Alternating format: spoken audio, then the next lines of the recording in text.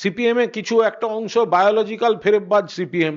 ফোনও করেছিলাম, ও হয় ধরেনি, না হলে ধরতে পারেনি। নিজেদের মধ্যেই প্রতিবাদ উঠছে, এটা তো বোঝা যাচ্ছে।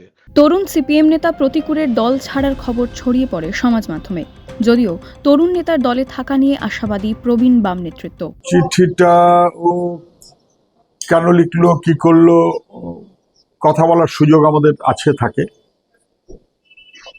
ফোনও করেছিলাম, ও হয় ধরেনি, না হলে ধরতে পারেনি। ধরতে পারেনি একরকম, ধরেনি আরেক রকম, হোয়াটএভার ইট মে বি।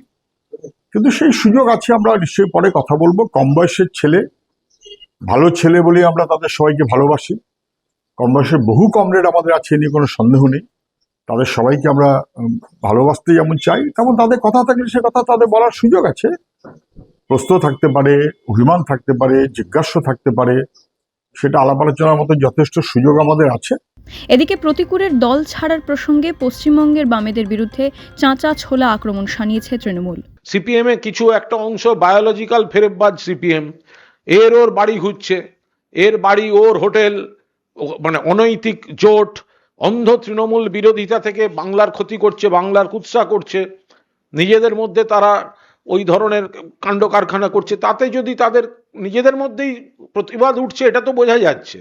তারা নিজেরাই একমত হতে পারছে না, সেটা তো বোঝা যাচ্ছে। বাকি প্রতিকুরবাবু বা কেউ তারা কি বলছেন তাদের ব্যাপারে। প্রতিকুরের দল ছাড়ার খবর ছড়ালেও এখনও তা আলোচনা সাপেক্ষ বলেই জানিয়েছে পশ্চিমবঙ্গের শীর্ষ বাম নেতারা। ফলো করুন আনন্দবাজার.com।